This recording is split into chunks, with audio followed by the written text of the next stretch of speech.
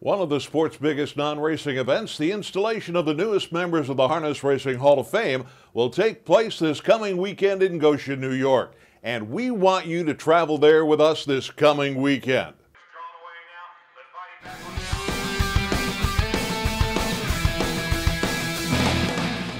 Hi, I'm John Pavlak. Welcome back to Eye on Harness Racing. It's going to be a big weekend for Dave Pallone and Hal Jones.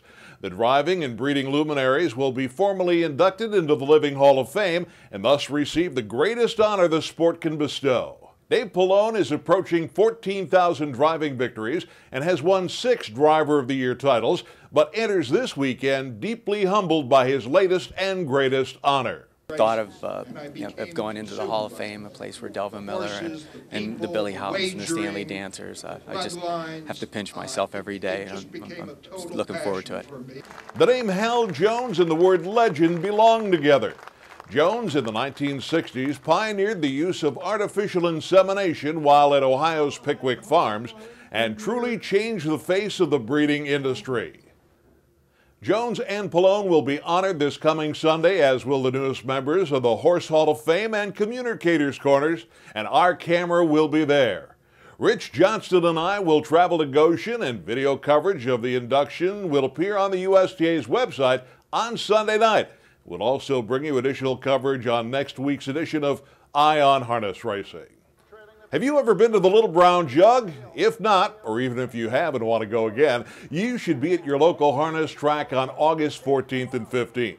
Each track offering live racing on that weekend and participating in Back to the Track will offer a chance to win an expense-paid trip for 2 to Delaware, Ohio for the September 23rd Pacing Classic. Trips include air transportation and accommodations, ground transportation to the fairgrounds, and VIP seating and dining. Visit the Back to the Track website for details about this wonderful weekend and about how you can once again experience the thrills of harness racing all over again.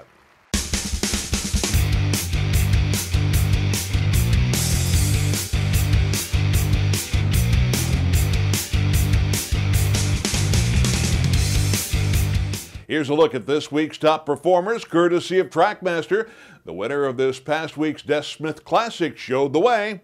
Anderlecht, who won the Classic at Rideau Carlton in 1:49.3 for driver Jody Jamieson, posted an eye-popping 1:14 speed rating in the $170,000 race for older pacers. On the trotting side, Enough Talk served notice on the Titan Cup field by winning a $40,000 prep for that stakes in 1:51 and recorded a 1:03 rating. Speed ratings accepted as official by the U.S. Trotting Association are available exclusively from Trackmaster and a key factor in anyone's handicapping efforts. At Trackmaster, it's all about winning. Powerful handicapping products built on official USTA data help you be the best horse player you can be. And free services such as StatsMaster and the Virtual Stable also put the odds in your favor.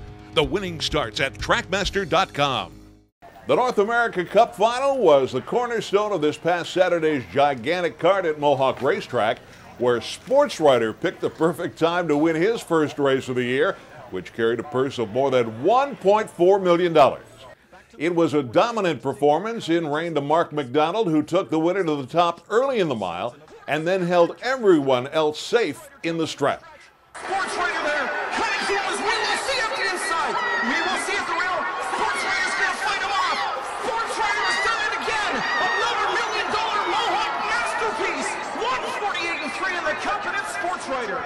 So what were you feeling when you opened up by the couple of lengths there at the top of the stretch? Pretty good, yeah, pretty good. I thought he would race good, and off the fractions that he got, and the way he looked and the way the mark was holding him, I felt pretty darn good. Now, somebody can blow out of the pack and come in last quarter in 25-4, and I know that, but I was pretty sure we'd be first or second worst. So at the top of the stretch, I was sure something pretty good was going to happen here. So. Mark McDonald also drove the winner of the $646,000 Fan Hanover Final for 3-year-old pacing fillies in what was a 9-1 upset for trainer and owner Cassie Coleman.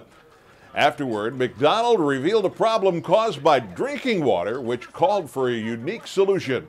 Western Silk digs in, put on a show, final push, might not get her. Western Silk on the inside, holds on to win the fan Hanover Stakes. Both times we raced her out of the retention barn, she's really nervous, and she wouldn't drink any water. And she tied up both times, and tied up really bad last year in the Breeders' Crown. So this year, actually, it's funny, Casey shipped her own water in for her, and shipped her water in from home, and she drank 2 pails last night. And, you know, you got to give her hats off to Casey, because who else would think of that? Shark Gesture, the sport's top-ranked performer, did nothing to jeopardize that ranking this past weekend. He was favored in the $200,000 Dan Patch and sped to a new track record at Hoosier Park this past Saturday. Down to the wire. Here's the time.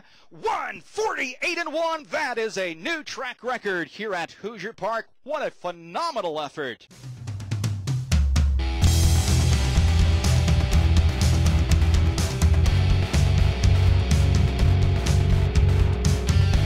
We have a new challenge for our viewers this week, and it has to do with the opening leg of the trotting Triple Crown, the Yonkers Trot.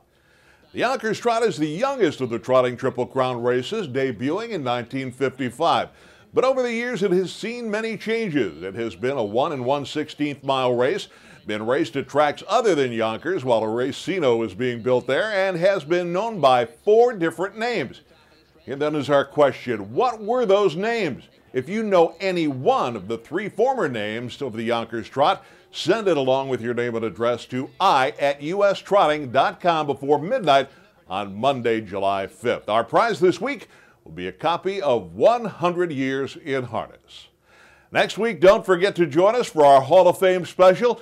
I'd like to take a moment to thank Kate Lockhart and Paul Ramblo for presenting their special video edition of their Here They Come podcast last week. If you have any comments about our show, please send them to i@ustrotting.com. I'm John Pavlak. See you next week with another edition of Eye on Harness Racing.